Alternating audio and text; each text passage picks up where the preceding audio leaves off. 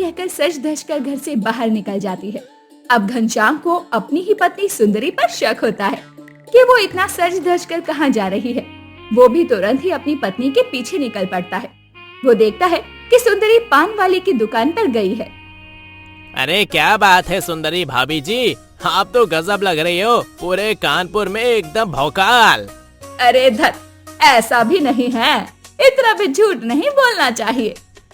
अच्छा, तो इसका मतलब है कि ये इसलिए बंठन करने के लिए है ताकि इस मोहल्ले के बुढ़े छेड़े। इस पान वाले लाल बहादुर को तो मैं बाद में देख लूंगा। वैसे आज आप कुछ ज्यादा ही अच्छी लग रही हैं। इसी बात पर आपके लिए एक मीठा पान बना देता हूँ, मना मत कीजिएगा भाभी। सुंदरी सुबह सुबह अपने पति घनश्याम को सुना रही होती है। अरे सारी दुनिया उठकर काम करने गई, लेकिन तुम अब तक घोड़े बेचकर सो रहे हो।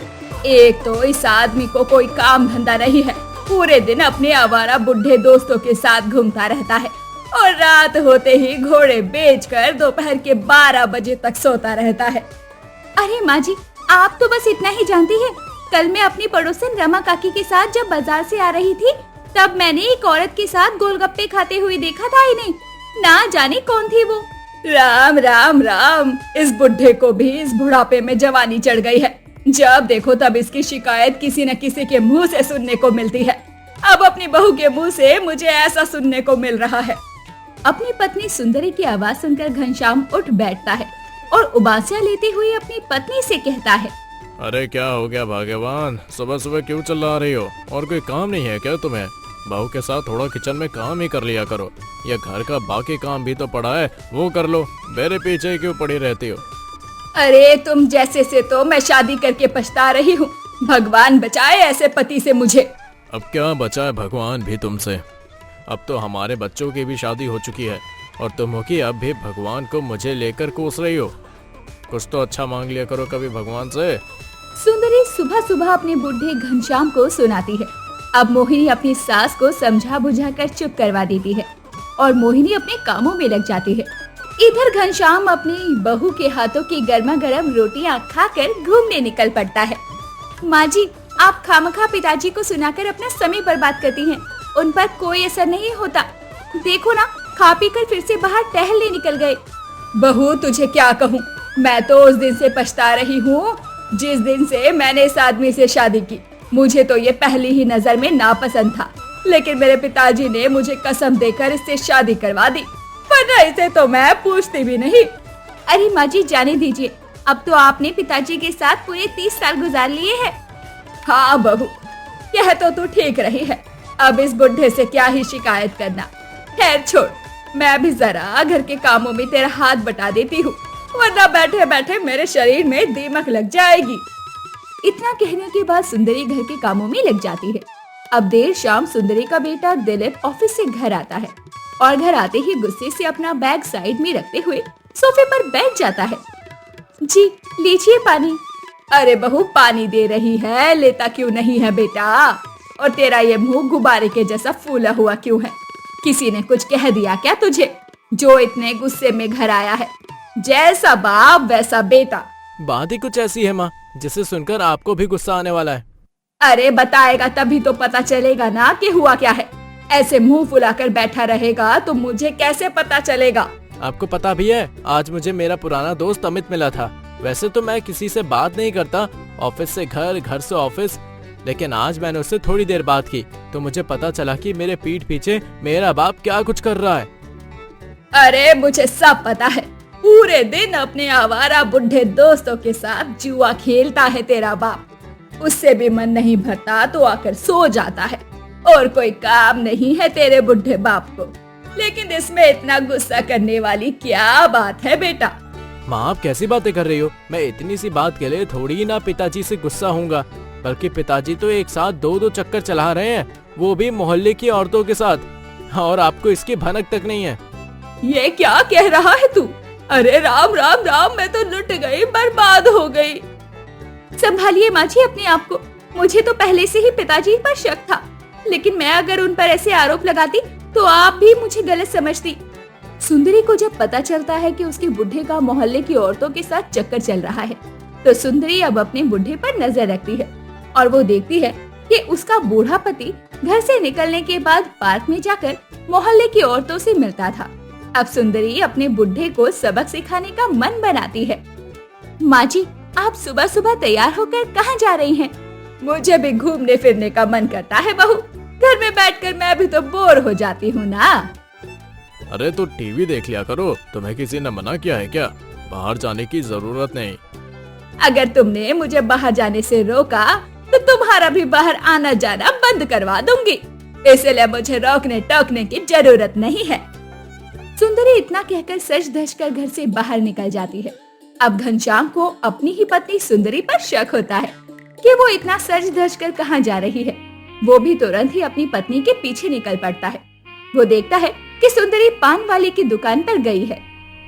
अरे क्या बात है सुंदरी भाभी जी, आप तो गजब लग रही हो, पूरे कानपुर में एकदम भौकाल। अरे धत, ऐसा भी नहीं है, इतना भी झूठ नहीं बोलना चाहिए। अच्छा, तो इसका मतलब है कि ये इसलिए बंठन करने के लिए है ताकि इस मोहल्ले के बुढ़े छेड़े। इस पान वाले लाल बहादुर को तो मैं बाद में देख लूंगा। वैसे आज आप कुछ ज्यादा ही अच्छी लग रही हैं। इसी बात पर आपके लिए एक मीठा पान बना देता हूँ, मना मत कीजिएगा भाभी। ये सब घनश्याम देख रहा होता है। अब आगे जाकर सुंदरी चाय वाले की दुकान पर रुकती है। चाय की दुकान पर बैठा रामलाल सुंदरी को देखकर सुंदरी से कहता है, अरे घनश्याम भाई साहब की फूटी किस्मत कि इतनी सुंदर बीवी को छोड़कर मोहल्ले की औरतों को देख रहे हैं। कहाँ आप और कहाँ मोहल्ले के वो औरतें जिनके साथ घनश्याम भाई साहब का चक्कर चल रहा है। ये क्या बोल रहा है रामलाल? मुझे मरवा कर माने का? कहीं मेरी पत्नी को मेरे चक्कर के बारे में पता तो नहीं चल गया? अरे उन्हें छोड़िए, मैं तो आपसे मिलने आई हूँ। वैसे ये रहा मेरा नंबर, मुझे रात में कॉल जरूर करना। हाँ जरूर जरूर भाभी, आपको तो मैं हमेशा याद करता रहता हूँ। सुंदरी इतना कहकर आगे चली जाती है और घनश्याम जो कि सुंदरी का पीछा कर रहा था, वो झट से रामलाल के हाथ से कागज लेकर फाड़ कर उसे फेंक देता है। इधर सुंदरी घर पहुँचती है और घनश्याम देर रात तक घर नहीं आता। माँ जी, पिताजी तो आपके पीछे पीछे गए जरूर थे। लगता है वो आपकी जासूसी करने गए थे। मुझे पता है वो मेरी जासूसी करने गया था। अब मैं भी उसे अच्छा सबक सिखाऊंगी। देखती हूँ फिर कैसे वो मेरे अलावा किसी और औरत को देखता है। अब देर रात जब घनश्याम आता है तो गुस्से में खाना खाकर सो जाता है।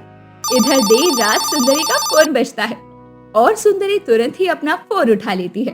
घनश्याम सोने का नाटक कर रहा होता है। अजय सुनिए, इतनी रात गए फोन करने की क्या जरूरत थी?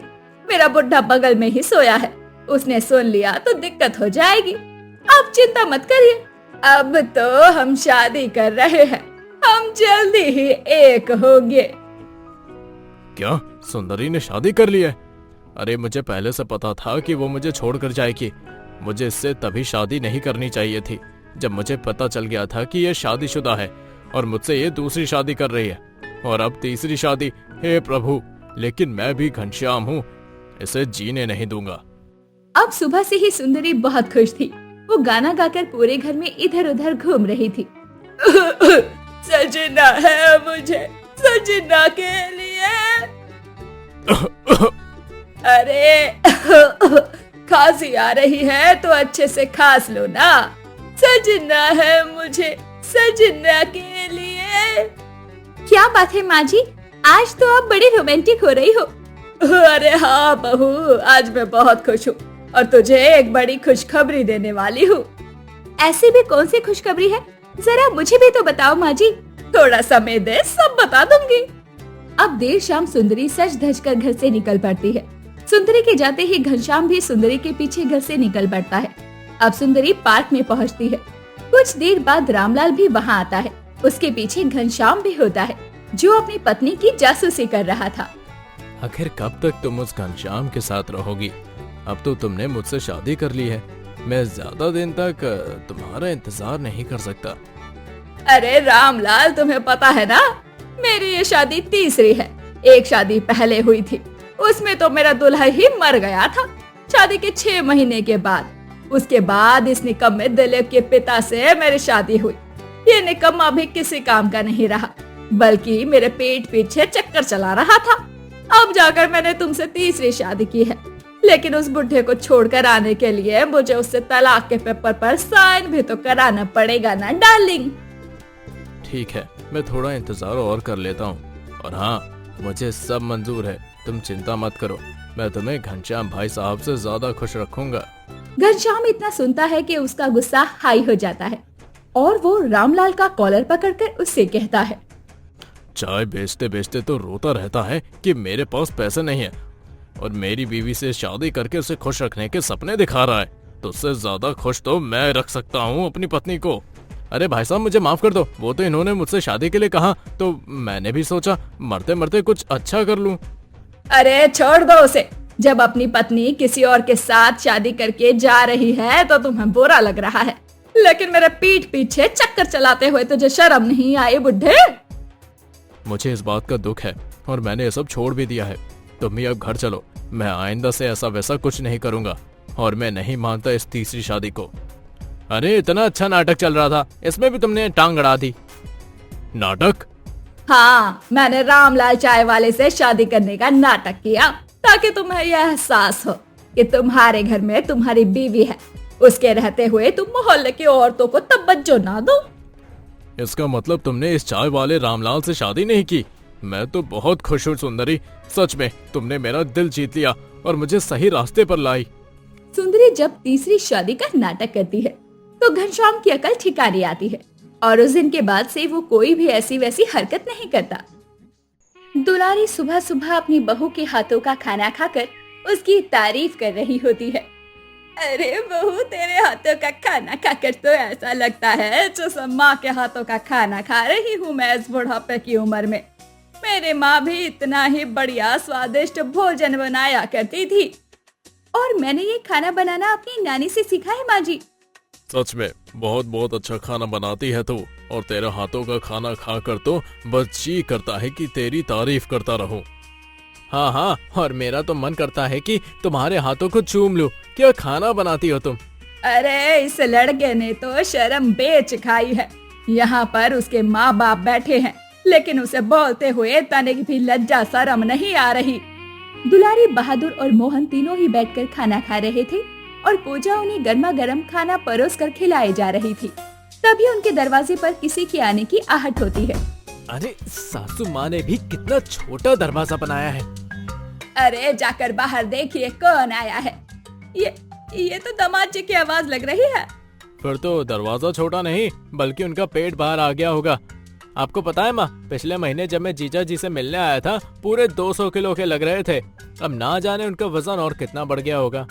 अरे चुप कर, मेरे दामाद को नजर मत लगा। वैसे भी दामादों को ससुराल की नजर जल्दी लगती है। माँ जी, लेकिन कुछ भी कहिए, सामने देखिए, सच में इनका पेट तो और भी ज्यादा बाहर आ गया है और इनके कपड़े भी छोटे पड़ गए हैं इनके शरीर पर तो। अरे दामाद जी, आइए आइए, बताइए कैसे आना हुआ, सब ठीक तो है ना? जी प्रणाम माँ जी, सब ठीक है। बस मैंने सोचा कुछ दिन अपने ससुराल बिताया जाए, क्योंकि आपकी बेटी तो मुझे बिल्ली की तरह काटने दौड़ती है।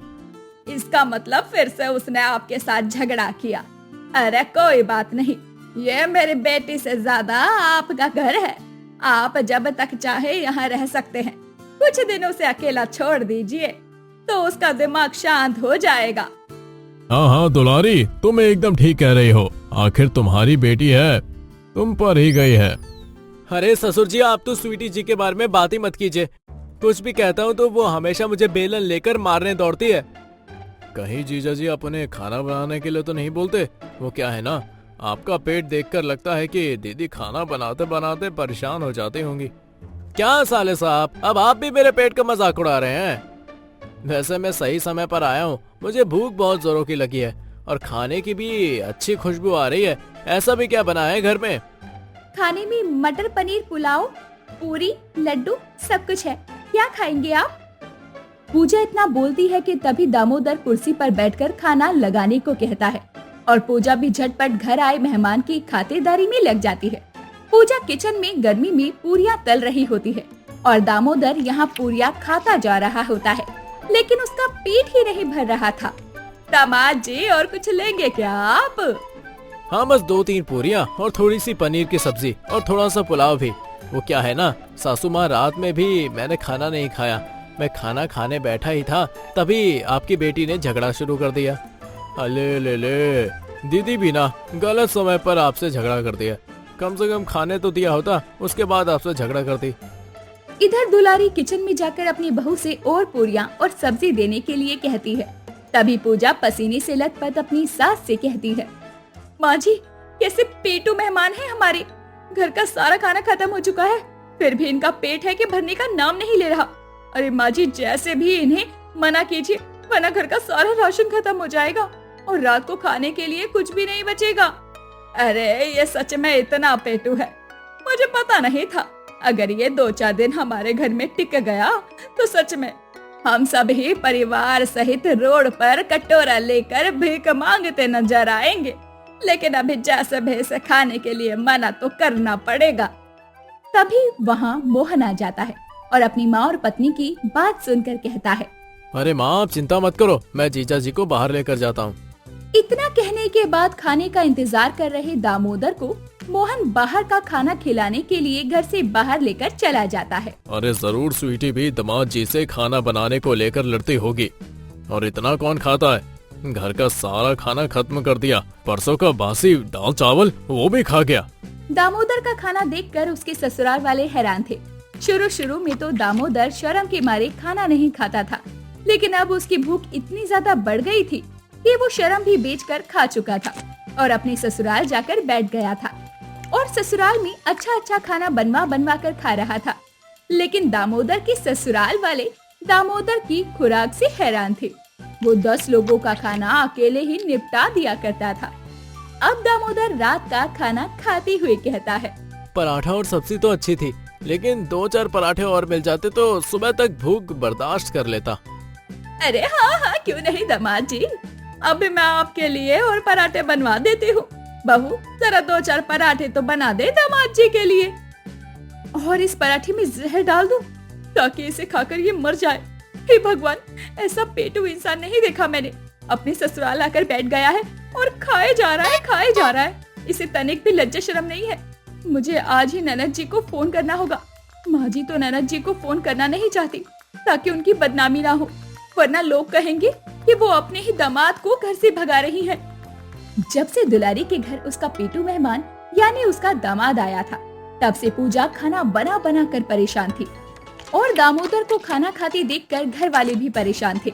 एक रोज दामोदर का सुबह पेट खराब हो जाता है। अरे पूजा, तुम्हें एक मजे की बात बताऊं, आज जीजा जी का पेट खराब है, तुम्हें ज्यादा खाना बनाना नहीं पड़ेगा।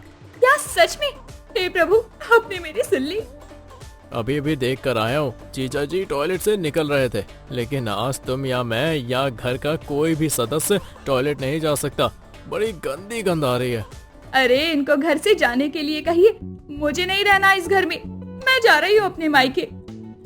मोहन और पूजा बात कर ही रहे होते हैं कि तभी बाहर से दुलारी अपनी बहू को आवाज देती है और अपनी सास की आवाज सुनकर पूजा दौड़ी अपनी सास के पास पहुँचती है। कहिए माँ जी, क्या हुआ? आप इतना चिल्ला क्यों रही हैं? बहू खाना बना दे, दामाद जी को भूख लग रही है। लेकिन इनका तो पेट खराब है, फिर इन्हें भूख कैसे लग सकती है? मेरा मतलब पेट खराब है तो दवा लेनी चाहिए ना, खाने की क्या जरूरत है? बहू जितना कहा है तुझसे उतना कर। अरे मुझे बहुत जोरों की भूख लग रही है। पेट खराब तो होता रहता है, इसमें कोई बड़ी बात नहीं है। मेरा तो रोज ही पेट खराब रहता है और एक बार खाना खाया तो पेट भी ठीक हो जाता है। इतना सुनने के बाद पूजा अपना सर पीटते हुए किचन में जा ही रही होती है कि तभी पूजा को उसकी ननद की आवाज आती है। रुकिए भाभी, आपको खाना बनाने की जरूरत नहीं है, अभी नहीं तो मैं अच्छे से खुराक दूंगी। अरे स्वीटी बेटा, तूने बताया नहीं और अचानक कितने सुबह आ गई। अरे उसका भी तो घर है, जब मर्जी आ जा सकती है। अरे दीदी, अच्छा हुआ जो आप आ गई। जीजा जी को तो समझाइए, उनका पेट खराब है, फिर भी खाना मांग रहे हैं, थोड़ा पेट को भी आराम दे। स्वीटी गुस्से में थी और वो अपने पति की तरफ देखकर पास रखा हुआ डंडा उठाती है और उसे मारते हुए कहती है, आपको कहा था ना कि लाला की दुकान से राशन लेकर आइए, और आप लाला की दुकान ना जाकर सीधा ससुराल आ गए ताकि आपको खाने को मिल सके। अरे माँ, आपने तो इस इंसान से शादी करके मेरी किस्मत ही फोड़ दी। वो तो भला हो भाभी का, जिन्होंने मुझे फोन करके सब बता दिया, वरना तो मुझे पता ही नहीं लगता कि ये कहाँ गुम हो गए। तो मैंने भी तो तुम्हें कहा था ना, मेरी जेब में एक फूटी कौड़ी भी नहीं है, मैं कहाँ से राशन लाकर दूंगा तुम्हें। लेकिन तुमने कहा निकल जाओ घर से, अगर तुम राशन लेकर नहीं आओगे तो घर में मत आना। तो मैं घर भी नहीं गया और अपने ससुराल आ गया। अभी के अभी घर चलो और आज से काम पर लग जाओ। जब कमा कर लाओगे तभी खाना दूंगी। दामाद जी, ये मेरी बेटी क्या कह रही है? अगर आप उसे कमा कर नहीं देंगे तो वो खाएगी कहाँ से, बच्चे कहाँ से पालेगी, घर कैसे चलाएगी? माँ, अगर इस इंसान ने इस बार अपने अंदर सुधार नहीं किया तो मुझे इससे तलाक चाहिए। मैं नहीं रह सकती इस इंसान के साथ पूरी जिंदगी। पूरे दिन खाना और सोना, बस यही काम आता है इसे। आप देख रही हैं कितना पेट बड़ा हुआ है इनका। अगर आपने मेरी बेटी को कमा कर नहीं दिया तो सचमुच मैं अपनी बेटी को घर वापस ले आऊंगी। अपनी सास की बात सुनकर दामोदर ही फैसला करता है कि वो कमाने लगेगा। उससे जितना होगा वो अपने घर के लिए करेगा, वरना उसकी गृहस्थी बर्बाद हो जाएगी। और इसी के साथ दामोदर अपने ससुराल से विदा होता है और ससुराल वालों की जान में भी जान आ जाती है। ऐसी ही और भी कहानियाँ देखने के लिए हमारे चैनल गुब्बू टून्स को सब्सक्राइब करना बिल्कुल ना भूलें।